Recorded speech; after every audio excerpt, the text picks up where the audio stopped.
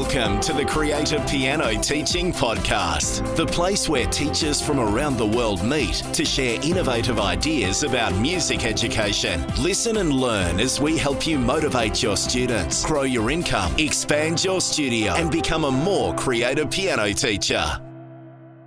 Welcome to episode 79 of the Creative Piano Teaching Podcast, and thanks heaps, as always, for listening. My name is Tim Topham, and I'm the teacher behind the Creative Piano Teaching Podcast, the piano teaching blog at timtopham.com, and the Inner Circle piano teaching community. My passion is supporting creative piano teaching, and that means doing things a little bit differently. Whether it's through podcasts like this one, the hundreds of articles on my blog, my training courses, downloads, lesson plans, all the benefits of membership of my community, the goal is the same: to hold your hand when you need it, to push you along, to give you a heap of great ideas, to streamline your business and productivity, and to help you set and achieve goals. And look, ultimately, to help you provide the richest, most exciting and fun learning experiences possible for your students. Today's show notes and all of the links that you need are at timtopham.com/episode 79.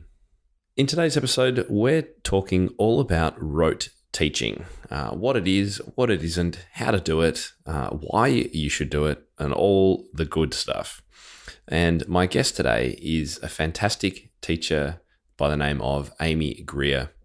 Recognized for her creative approach to piano teaching, Amy holds master's degrees in both piano performance and educational psychology, and frequently gives workshops exploring the intersection between the psychology of learning and music. In addition to her work as a teacher and clinician, she's an active performer, both as a soloist and as a collaborator with other musicians.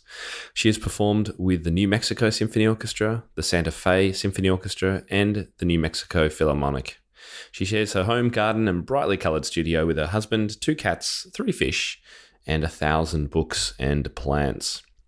My interview today, we're going to cover a whole lot of things, including we're going to talk about YouTube, because for some people that might seem like a version of rote teaching. And we know that a lot of our teenage students and adult students are on YouTube watching tutorials. Is that rote teaching? We're going to talk about that. We're actually going to show you how to teach a rote piece, and Amy's going to be at the piano live. So I think you're going to really enjoy seeing that in action. We're going to talk about scaffolding rote learning and how creativity and improvising can emerge from a rote teaching approach. So we're looking at this from the lens of this month's theme, which is teaching beginners. And so we're going to cover the whole aspect of teaching beginners with rote pieces and some methods that use it and why they do it and why it can be a great thing for your studio. Now, I do apologize. The first 5 or 10 minutes of this episode, the connection with Amy is a little bit choppy, but it does even out very soon after that. So do bear with us. I know you're going to get a lot out of this episode. And please enjoy my interview with Amy Greer. Well, Amy, welcome to the show today. Thank you. Nice to be here. Yeah, awesome to finally meet you. And I wanted to get you on the show after I interviewed Dennis Alexander, and we were talking about the book that you guys wrote together, which is called Repertoire by Rote: 7 piano pieces to be taught without traditional notation, and for the bargain price of $10. And, how could you go wrong with that? You don't even need to know what's in it for that price, right? Thanks. What a salesman. So look, how did you come to be working with Dennis? Well, that's a really great story, actually, and a lucky break for me, honestly. So like every piano teacher on the planet, I've taught Dennis's works for my entire career, so for 20 years. And, like all of us, there isn't a day that goes by that I don't teach something that Dennis wrote. And about 8 years ago, I was standing in my kitchen, and one of my good friends came in. Well, I was having a party or something at the house. And one of my good friends came in and said, "Amy, you'll never guess who just moved to Albuquerque." And I said, "Who?" And said, "Dennis Alexander." And I said, "It's not that Dennis Alexander." Because you know how Dennis is a household name in piano teacher world. And I said, "It's not that Dennis Alexander." And Ann said, "I think it might be that Dennis Alexander." And to my, great fortune, it was that Dennis Alexander. And he and I became fast friends. He's just the most amazing colleague and mentor and all of those things. He's taught my kids. We've judged together. about once a month, we have burgers and fries at a local pub, and we solve all the problems of the world, including all the ones in our profession. And it was over one of those lunches that I said, Dennis, you know what you need to do? You need to write a book of pieces that can be taught just by rote. Because I had been doing this my whole career very much in the closet, like so many people had been doing until the last few years, when it's kind of become something that's more pedagogically accepted. Accepted, yeah. It's suddenly okay. Yeah, it's suddenly okay to come out of the closet and rote teaching.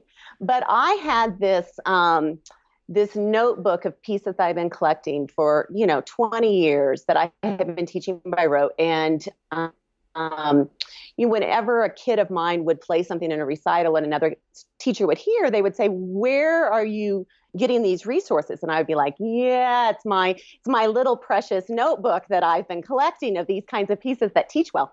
So I knew that there weren't great resources for rote music other than those of us who had been treasure hunting. And so I said to Dennis, you know what you need to do. You need to write a book of pieces that can be taught by rote. And his response was, "I'd be willing to do that if you'll work with me." And so I teach a lot of little kids, and I've been doing this for a lot of years. So he and I started working together, and I'd write a piece or he'd write a piece, and I'd teach it for a few months, and we'd work out the kinks, and we went back and forth and back and forth.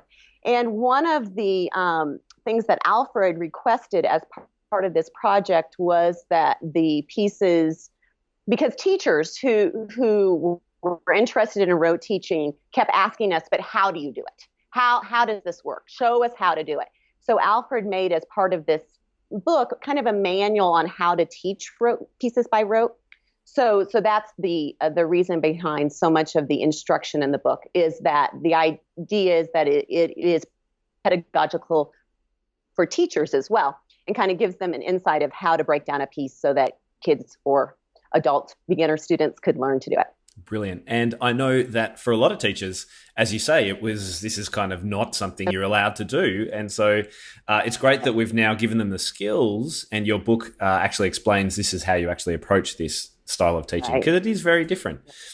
Right. I think we should. And it's too bad it was in the closet for so long, that it was seen as a way that teachers were not doing their job and not teaching kids to be able to read and be independent learners and all of those things. So it's nice that it's joined the mainstream enough that we see this as a piece of the puzzle and not a way to avoid what needs to happen in music teaching, as well as all those good old note flash cards and rhythm drills. It isn't to not do those things. It's just as a way to supplement these early years in particular with pieces that are more appealing and accessible to students. And I say, for any new style of teaching or ideas, this is only one part of a comprehensive music education for a student. So we are not saying that everything should be taught by rote now. We're just saying this is one skill that you can have in your toolbox that has some great reasons behind it, and and kids love. Let's face it. So what do we mean? We should probably just define teaching by rote, in case there's any teachers out there who are unsure about what this means. Yeah, what I think of as a good rote piece, and a good way to think about teaching by rote, is it's teaching pieces that are hard to read but easy to play.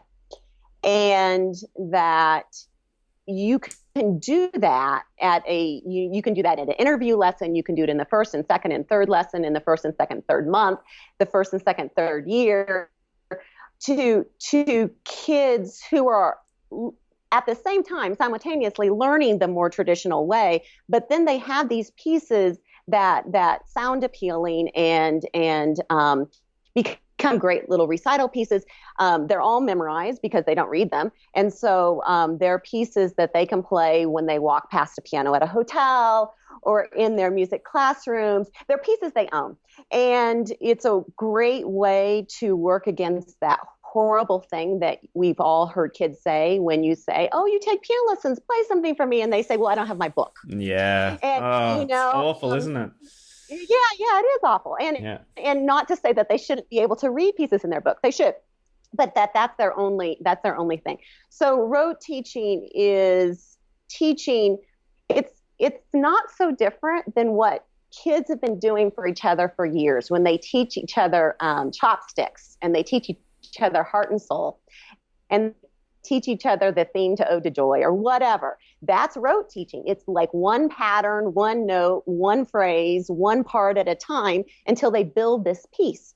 And what can happen is that they can do this without knowing any of the names of the notes on the piano or any of their flats and sharps. If a piece is very, very patterned, then it can be taught by rote easily, and can teach students all sorts of really helpful musical things, ear training, pattern recognition, just the physical choreography of moving up and down the piano. A good rote piece keeps you out of the center of the piano.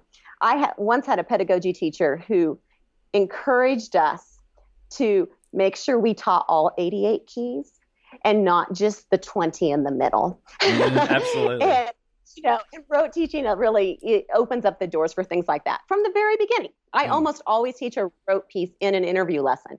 It's a way for me to see how quickly a kid will learn, and it's a way for the kid to walk out the door with something. Yeah, so it's a win-win for both of us. Absolutely, and you can see how well they're listening, how musical they are. You can get a great appreciation for their skills straight up. I think it's a great idea. Interestingly, I had an experience with the positive power of rote teaching just last year when I taught a student. He was a young boy, he's about 8. Great kid, really enthusiastic, and I started him on Piano Safari method. And one of the early pieces in that book, you probably know Julie and Katie are very much include rote teaching and improvising and stuff. And one of the early pieces is called I Love Coffee. Don't know where the name came from, but it's one of those chopsticky kind of pieces. And he just loved it so much that he had to play it at an assembly. So I recorded a little backing track, and, he was just beside himself. He loved it. So I totally get the merits of doing this. I think it's brilliant. Right. And I'm so glad that you've gone to the trouble of putting a book together on it. Well, Piano Safari are those folks are some of the people that are really bringing it out to the mainstream. So it's good for those more traditional method books to be incorporating this and saying, this is a piece of the puzzle. This isn't this isn't the flip side of the coin. This is just a piece of the puzzle. Yep. And if anyone listening is interested in Piano Safari, then I actually interviewed Julie and Katie on the podcast last year in 2016. So if you're interested, you can head to timtopham.com/podcast and you'll find the episode there. All right. So I think we should maybe get into some demonstration. You're at the piano, which I'm so happy about. Right. Can you talk us through maybe one of your pieces and how it works? Sure. Why don't I do the one that I do in interview lessons, because it's very, very simple. Right. And like I said, I've done this with 5-year-olds. I've done it with adult students. I've done it, with any number of age groups. But it's a great little piece that they can learn quickly, and I can assess a lot of skills, as you said. So it's called Desert Rose. Dennis and I live here in the desert. So Desert Rose, here we go.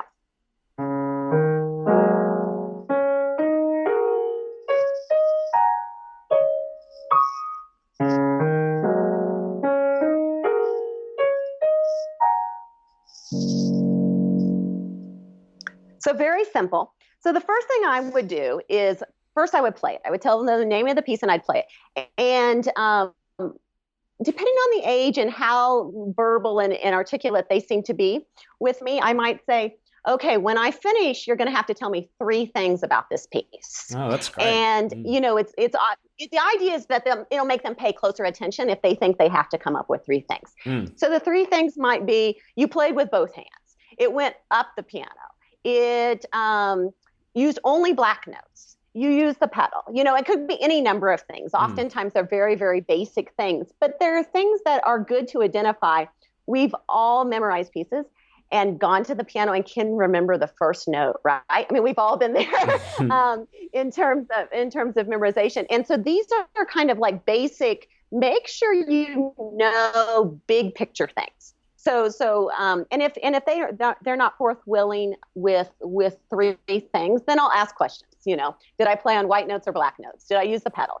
How many times did the left hand cross the right hand? Whatever. I mean, just whatever comes to mind, I'll ask. So the first step in teaching rote pieces is to play and ask lots of questions. Ask lots of directed questions. Make them figure out what they're seeing. Now, obviously, if I'm doing this in an interview lesson, I would expect that the kids wouldn't know finger numbers. But if I was doing this 2 or 3 months in, I might say, what fingers did I use in my left hand? What note did I start in with my right hand? You can ask those questions. But for this one, we're assuming that they know nothing. This is a black and white landscape that they know nothing about. So the best we're probably going to get is you played on black notes. So I just did that once. I asked questions. I probably would play it again. But then the next thing I would do, if I can grab without losing you. Hold on one second, Tim. I should have been more prepped. No, you're right. The next thing I would do is sing the piece with the words. And I use a lot of Dalcroze in my teaching, a lot of eurythmics. And so I would sing the piece using the words, and I'd pass the ball back and forth. With the idea is that they would start to feel the beat. Again, we're not talking any real specific rhythm, but just kind of the basic big muscle gestures of feeling it. So this very, very sophisticated lyrics go like this.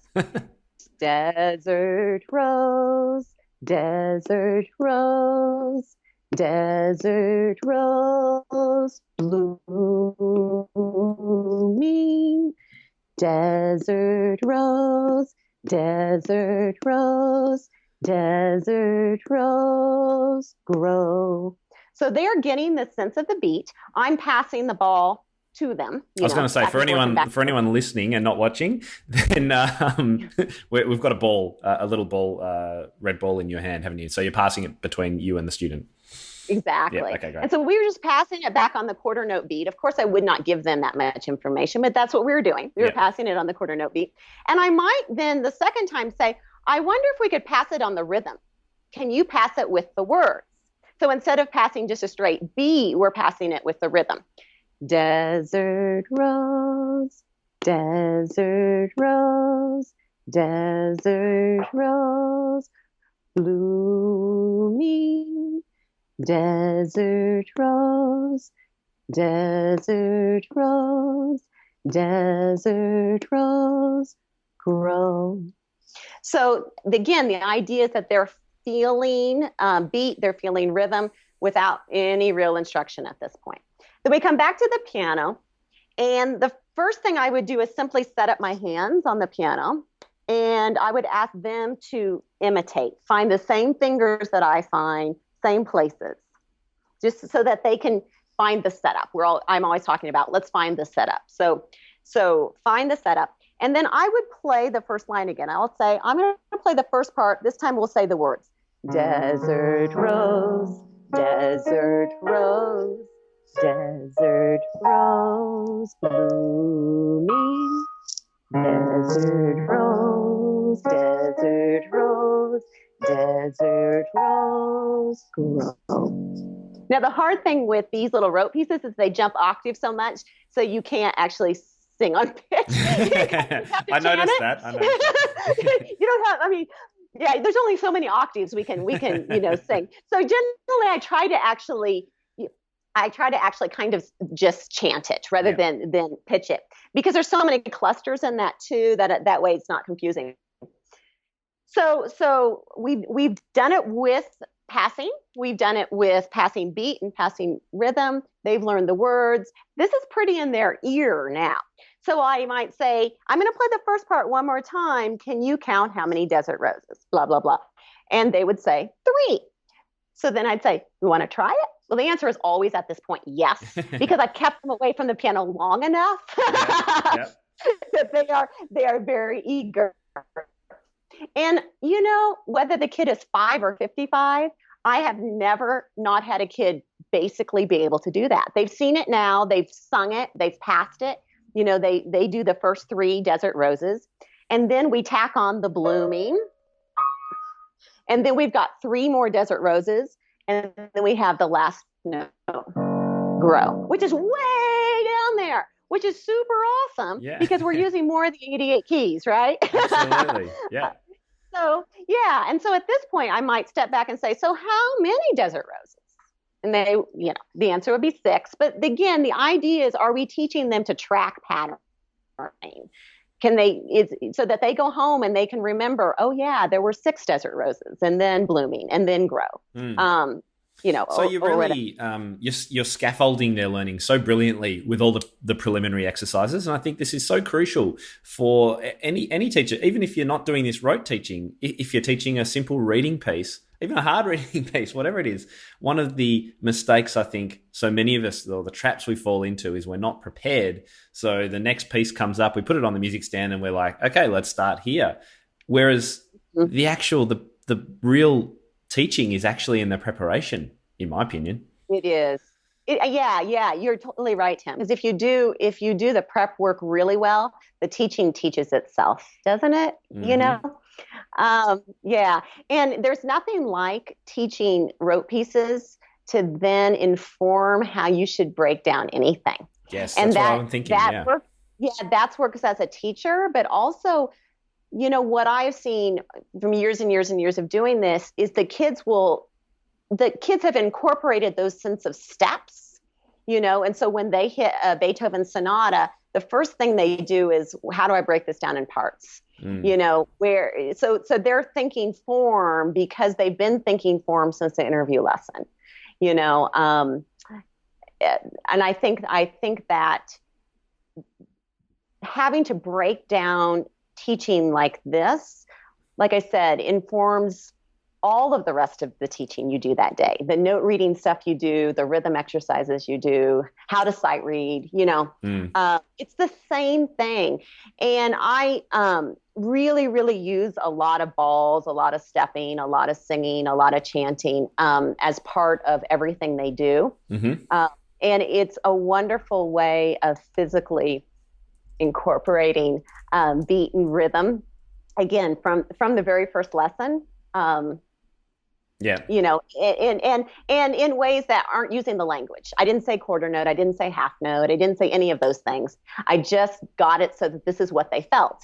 Desert rose, desert, And that's a Del Crow's kind of approach, isn't it? Is that what you said? Yeah. Mm-hmm. So in episode 28, if anyone's wondering what Del Crow's was about, I did an interview on Del Crow's as well. So that's timtopham.com/episode 28. You can check that out as well. We need all of these things, we need all of these tools in our toolbox. Yeah. And I'm all about, let's steal the best from all these different approaches and have them at their ready, because not every student needs the same approach too. So it's good to know, this kid really, really loves the big motor skills of percussion kind of stuff. I'm going to use that. So that's why I'm so passionate about what I do in these podcasts, is share these ideas. But I think the best thing for teachers who are listening or watching this to get out of today is just the incredible depth with which you scaffold students' learning before they even get to the piano. And then as they progress through the piece, even on the piano, you're still reminding them about these connections to patterns too. Let's talk about patterns for a moment too, because I think it's another thing that is starting to gain more traction, is the concept that we should be helping our students understand the patterns that are in music. It's not just a line of music that goes across the page. There's patterns to everything that we do. Do you think this kind of rote teaching really helps bring that out from the beginning? I think so. And I think it does it from both a physical patterning, this first pattern, we're going to hear that 3 times. So that's a physical pattern, but it's also an oral pattern. So they're getting both at the same time, and they're getting this completely, not to state the obvious, but without the music in front of them. So it's not the black dots on the page that are teaching the patterning. They're learning to track physical patterns as well as sound patterns. So yeah, I think that whether or not a piece is well patterned is actually part of how you can determine whether it's a good rote piece. Because if I find myself thinking, oh, it'll be far easier if they could just see the music, I would never teach it by rote, you know? Yeah. It has to be a piece that's so patterned that, you know, what's challenging about Desert Rose is nothing about the playing. It's the fact that it's in the key of G flat. Well, a kid walking through the door should not be able to play in the key of G flat, right? So that's what's great about it. But and that's what I mean about rote pieces need to be hard to read as a piece in G flat would be. And it jumped 3 octaves. So you'd have to have a fair amount of real note reading skills. But it certainly is easy to play. And so that's the key behind what is a great rote piece. And I wanted to say something also. You keep using one of my favorite words, Tim, which is scaffolding. I went back and got a degree in educational psychology, and they use that word a lot in ed psych, scaffolding. It's something I've picked up from my classroom teaching too. It permeates the classroom teaching. Yeah, it's such a good word. But what I also think about a lot, and I think about it in terms of teaching an individual rote piece, but also in terms of structuring the whole lesson, is the idea of circling. And so that you do something and then you get away from it and then you circle back to that idea and then you get away from it in a little bit different other way and you come back to it. And with rote teaching, what we have to come back to is, are they imprinting this? Are they going to be able to replicate it at home? And all the ways we can have them be able to verbalize or understand patterning, you know, those are the ways that give us information about whether or not they're going to be able to replicate that again at home. And so it's like, you know, we have them play it and then we stop and ask a bunch of questions. We circle back. Oftentimes what I'll do then is make them leave the piano and we'll sing it again. You know, sing and pass it again, you know, whatever. Just the idea is that we keep kind of circling and reinforcing. I mean, it's reinforcement. It's reinforcement and review, which is so important. Exactly. Yeah. Exactly. But it's super important in rote pieces because they don't have anything. They're not leaving with anything but the memory of what I've taught them. And so it becomes even more important to do that kind of circling, scaffolding stuff. But then again, like I said, it kind of informs then how you teach everything. And I notice that you've mentioned singing a few times and you've provided words for these. And I think I'm learning more and more the connection between singing and students being able to play more easily. There's such a strong correlation there. Do you use that technique in normal written pieces at all, even if you're not singing lyrics, because a lot of them don't have lyrics, but somehow vocalizing rhythms and things? Right. Yeah, very much. Beginning stages, my kids are assigned to tap their pieces as well as play them. So the right hand taps the right hand, the left hand taps the left hand. But then later, you know, like when the kids are in, let's say, sonatinas or whatever, and they're not going to tap those rhythms because they're complicated and they've got 16th notes and dotted rhythms or whatever. But we'll tap beats and we'll chant, what I say chant. And so, yeah, in terms of more traditional counting or stupid chanting words, I'm a big fan of stupid chanting words. What's a good stupid chanting word? Come on. Well, my kids often say, do you really like food? And because I use a lot of food words, like, so eighth note, 2 eighth notes to a quarter note would be ice cream cone, or watermelon, ice cream cone, or blueberry. You know, I use a lot of those. And so the kids, or students, I say kids, but I mean actually students of all ages, we use a lot of what I call rhythmic vocabulary that isn't necessarily counting vocabulary, because there's nothing terribly rhythmic about one and two and. Oh, yeah. So we use a lot of rhythmic vocabulary. So yes, that kind of chanting, singing, yes. And you know what? I've noticed something recently. I have, when kids have graduated from rote pieces, which depends on the kid or depends on the student, and I determine that by they can read so well they don't need me to pattern out a piece anymore. That's kind of the line. We do a lot of ear tunes, is what I call them. So I've played a bunch of tunes on CDs, and then they're required to replicate them in their lessons.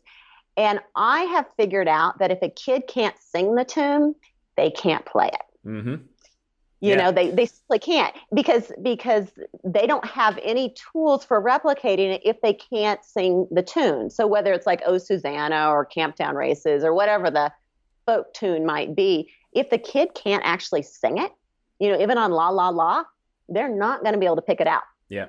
Yep. I agree. Really important. So your point is well taken, is the connection between singing and chanting and movement and all of that goes way beyond Desert Rose, hopefully. Yeah. Do you tend to do, it sounded like you do all the rote pieces first and then you introduce reading, or do you overlap? I'm doing them side by side. Yeah. So along at the same time. Yeah. So my goal with little beginners, like I have a 5-year-old right now, so I can use him as an example. He has a new rote piece every week. And certainly in the beginning months, he's been with me since June. So certainly in the beginning months, the rote pieces were simple enough that he could walk out with an entire piece every time. Mm-hmm. Now they're getting complicated enough. He might walk out with half a piece or something. But my goal was he had to keep the number of pieces that his age was on his rep list. So we build up to 5. And then once he was up to 5, then every week he got a new one. He could pick one to have go away, but he had to keep a 5 rep, rote. 5 pieces that he could play on call. Any time, on any piano. When grandma says, play me something, Johnny, he can play his little 5 pieces. I like that idea of relating it to their age. I think that's cool. Yeah, but then at the same time, we were doing, I use Alfred Premier, I use Faber, I use a variety of Music Tree, I use kind of all of that stuff. So he was doing that side by side. Yeah.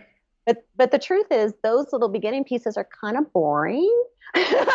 Yeah. They do really good things, but You're talking about the reading pieces. Yeah. They're not as interesting, and they certainly don't move around the piano because they can't. They're doing something else. So I do it side by side. Yeah. Oh, that's great. And what ages and levels have you found that your pieces in your book work best with? Well, I've done them with 5-year-olds. I've also done them with adult students. Dennis has done them with a lot of adult students. That's kind of his focus and for teaching these days. And so he really does them with a lot of adult students. I've used them with adults as well. I've used them with, preteen, teenage kind of beginnerish students, or rote pieces can be very helpful for transfer students too. Mm-hmm. Because sometimes it's something that's totally new that you do, and especially if there might be holes in their pedagogy, you can fill that in a little bit. So the answer is we've test drove them on all ages. Yeah. And they seem to work. And I always want to reinforce that, my notebook I collected for 20 years is very thick and it's awesome. And I still teach a lot of those rote pieces, with the point being is there's rote pieces everywhere. If you just know what to look for. There's good rote pieces out there in all sorts of literature and all sorts of method books. I'll have a kid sight reading something and I'll think, oh, that's a good rote piece. I could teach that to a 7-year-old instead of having a 9-year-old sight read it. You know what I mean? And so there's tons of stuff out there if you start to know what to look for. And I assume those things, without going into too much detail, the things to look for are very obvious patterns in particular. Yeah. Yeah. Like I said, I think if you can remember this, hard to read, easy to play. Yeah. That's the key. Is it pattern? Is there something about it that's odd? Like, does it change octaves so many times that it makes it tricky to read, but wouldn't be that hard to just teach? Things like that. Or funny key signatures, G flat, whatever. Yeah. Those are pieces that are often screaming to be taught by rote earlier than they show up in method books or whatever. Now, we all have experienced students teaching themselves by the YouTube rote teacher. And I know everyone has different opinions on this, and I'm interested in yours, but I'm also interested in whether, learning, a student teaching themselves something from YouTube is actually a form of rote teaching. I think so, don't you? I do, and I don't have any negative opinions about it. I mean, I think we traditional teachers can get very uptight and concerned that somehow they're going to teach themselves wrong or whatever. But this isn't a nuclear weapon, this piano. You know what I mean? Like, nothing bad is going to happen if they teach themselves something from online. So I mostly say the more the merrier. And I also think that anything, first of all, it's time consuming, and it's let me just say time. It's time consuming to teach yourself something online. It's from incredible how much time students, if they really want to learn something, they will commit hours of practice. Right. Wait, isn't that great? Like, what are we complaining about here? Yeah, it means they love something. They're willing to devote time to it. They're willing to, break it down. It doesn't mean that what they've learned there, they can transfer to anything else. I mean, there is a sense that they've just monkey taught themselves something. It's not a skill that they necessarily can transfer to something else. But if they wanted to do it, more power to them, is what I say. And I think what we can do in the piano studio is we can take this concept and we can put better pedagogy with it. Yes. We can, but it's the same concept. And so if it's out there and they're doing it, the truth is they've been doing it for decades. We all learned heart and soul not from a piece of paper. None of us learned heart and soul from a piece of paper. We all learned it from another kid teaching it to us, at recess or something. That's how we all learned it. So. That's good. I feel very much the same about YouTube. I have no issue with students learning stuff from YouTube because it's going to keep them playing and interested, and it gives them things that they want to play to their friends when they come over to hang out on the weekends, which gives them kudos and positive energy and makes them want to learn more. I just will always say in a lesson, if it's a teenager, for example, who tend to love YouTube the most, we'll say, yep, we'll spend a little bit of time on that. And if I can, I'll help you learn a bit more or fix some problems with it, or I'll help them understand the concepts behind it. If it's a pop song, I'll analyze the chords with them or whatever. And then we'll do our other stuff as well. So I would never devote an entire lesson to supporting their YouTubing. But by the same token, I think it's really detrimental to a student to have a teacher who just says, no, don't do that. That's all wrong and you're going to get a really bad technique and I don't want you doing it. Because one, you'll lose that student very quickly. Two, why would we be discouraging them playing the piano? Absolutely. And I think your point is well made is you don't have to spend an entire lesson doing it. They're going to do it on their own. Yeah. And they're going to do it whether you tell them not to or whatever. Yeah. And so, Yeah. Brilliant. All right. Well, look, we're going to start wrapping things up a little bit. And I had a couple more questions. Oh, yeah. So going back to your piece that you demonstrated, the instructions are all on the page in front of you, I assume. So is it okay for teachers, in your opinion, to have that music in front of them while they teach from it to give them cues, or do they need to kind of memorize this whole process? I certainly don't care. I mean, I think the truth is that these are easy pieces, they'd be very easy for a music teacher to immediately have. You know, at the beginning of the book, I say there's a general step-by-step thing you should do, which is you should play and ask questions. You should sing and do something with rhythm. You should then go back to the piano and play and break it down. And then you should rinse and repeat those steps over and over again. And, you know, if teachers want the step-by-step thing in front of them at the beginning, fine. But more or less, that certainly isn't a strict blueprint as the only way you could teach the piece, as much as it was a response to what we kept hearing when we were doing workshops, which was, teach us how to do this.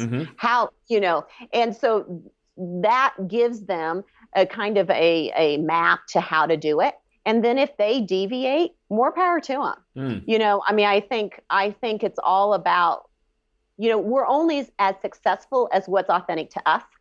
And so, you know, I think that if teachers find, hey, this step put here really helps my students, great. You know, we're all after the same final product. You know, the Desert Rose is probably one of the very most simple in the book. And some of the other ones, the book is not intended to be taught over 7 weeks, even though there's 7 pieces. The later ones are much more difficult. It's much more of an idea that, like, this is an example of something you could do in an interview lesson, and this is one that you could do in the first couple of months, and here's one you could do in month 3 or 4. And you know, the idea is that this could provide a year's worth of, not a year's worth, but a year sampling of kind of where kids might be in a year and how rote pieces could still fit in. Brilliant. And so it's not intended to be taught in any way sequentially or, like I said, over the course of 7 weeks. And what I, you know, will keep saying is there's lots of rote pieces out there. So you teach Desert Rose on the interview lesson, and then the first lesson you teach, you know, something that you found in Piano Safari, or you know, there's tons of resources out there. And make up your own, make up your own little patterned piece that you can teach. You can teach your students of various ages as well. So this is certainly not anything that either Dennis and I or I ever intended to be very dictated. Yep. It was more, here's how this can be done. Yep. And it's lucky for us that it's hit the world where the world seems to be receptive to the words rote teaching instead of seeing that as a 4-letter word. So it's kind of hitting the world at a good time, but there's lots of resources out there. So these are just examples about how to do them at a very simple level, and then, you know, a few levels out from there. It's brilliant. You've given us, given everyone who's listening, I think, the idea that they can go and find some of these pieces themselves and create their own rote pieces. And using your book as a model, I think it is great. Yeah, absolutely. And I'll be soon releasing, actually in probably March or thereabouts, my own approach to teaching beginners over a number of video lessons. And one of my big things is no music for the first, I say 10 weeks at least. And pieces like this, these rote pieces, are just fantastic to include with beginner students. So now I just want to finish with a quick question on creativity, because you give workshops on creativity. I'm incredibly passionate about supporting creativity in piano teaching. Is there a relationship between the rote teaching, the pattern-based kind of method, and what you could do creatively with students from that experience? Yeah, I think so, because I think the basic link is they are immediately introduced to the idea that music isn't just something that's in front of them on a music rack. You know, that music is something that they can create, or they can it's their relationship with the piano or whatever their instrument is. And it isn't what somebody else wrote down. And because when we're teaching something by rote, you know, the teacher might have the piece in front of them, but generally I don't. And so they're just seeing this music come alive from my hands. It's not dependent on black and white dots on the page. And so from that reason, I think there is an immediate link that this is something we can all do. It's not just Beethoven or just Mozart or just these books that are in our piano bag. And, I do, my kids do compositions every week, and we do a fair amount of improv in lessons. And I do it, I have 1,000 different approaches to how I do it. But in these very beginning things, when a lot of these rote pieces are on black notes, I might say, okay, we even suggest this in the book, is that Desert Rose can turn into Yellow Truck really fast if you play it different. Honk, honk. Yellow truck, crash. So we have suggested in the book that you can actually change Desert Rose to Yellow Truck. But the idea is that sometimes we can take one of these rote pieces and then say, okay, could you make it sound entirely different? Whether that be play it louder, play it, go change the octave, whatever. I mean, they're simple. There could be very simple things that they do at the beginning, but so that they can put their imprint on stuff from the beginning. I think that there is an easy way to take these rote pieces and use them as a jumping off place for improvisation or composition or whatever. I mean, a very basic thing is to say, okay, can you write a piece that uses that 10 times? Right. Yeah. I mean, there's a lot to do it. Yeah. I like the simple question of asking students with you, what if we play the pattern backwards going down the piano? What if we move to white notes? What if we jump off all the keys? What if we use the pedal the whole time? What if it doesn't move octave from the bottom octave on the piano? I love doing that kind of stuff. And it's just such a simple way of getting kids thinking outside the box, in my opinion. And I agree with you wholeheartedly. Rote pieces like this are really open to what if questions. What if we do something a little bit different? Right. Yeah. And the idea is, again, that music is flexible, that music is not something that is strict and black and white, even though that's exactly how we see it, right? Shock horror, Amy. But it is something that we can create and we can change, and we can do that on the spot, and they can be a part of that.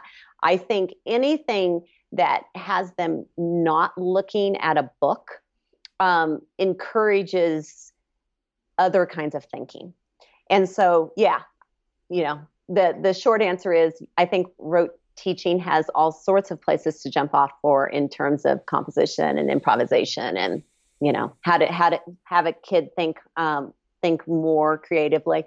That's one of the great things you can do with rote teaching is you can really work with sound and with speed and with all of these things because they're not bothered with the reading. That's exactly so right.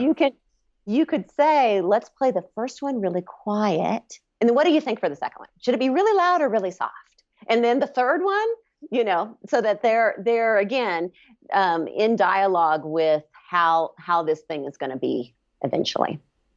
Brilliant. I think that's a really good place to leave it. What a fun conversation. Thank you so much for giving all your great tips away. I think if people want to find out more about you and your work, is 10,000stars.net the best place to go? Yep. That's my blog and my studio page. Fantastic. So it's 10,000stars.net, and that's all written out, so no numerals in that. Head there if you want to find out a little bit more about Amy and what she's up to, and we'll put links on the show notes page to be able to download Repertoire by Rote, the fantastic book we've been talking about today. So I hope some listeners jump onto that and give it a shot. If they've never tried rote teaching before, I can tell you that the book, in actual fact, I found some example pages from the book, so I'll put a link to them as well so teachers can actually see what they're going to get, because it's just so approachable. Love it. So thank you very much for all the work that you've been doing. Thanks, Tim. Great to talk to you. All right, we'll leave it there. I'll speak to you soon. Ladies and gentlemen, That will conclude this evening's entertainment. Oh, thank you. Thanks for listening to the Creative Piano Teaching Podcast. We'd love to help take your teaching to the next level as a member of our supportive community. Use the coupon Piano Podcast for $100 off an annual membership of Tim's Inner Circle today. To find out more, head to timtopham.com/community.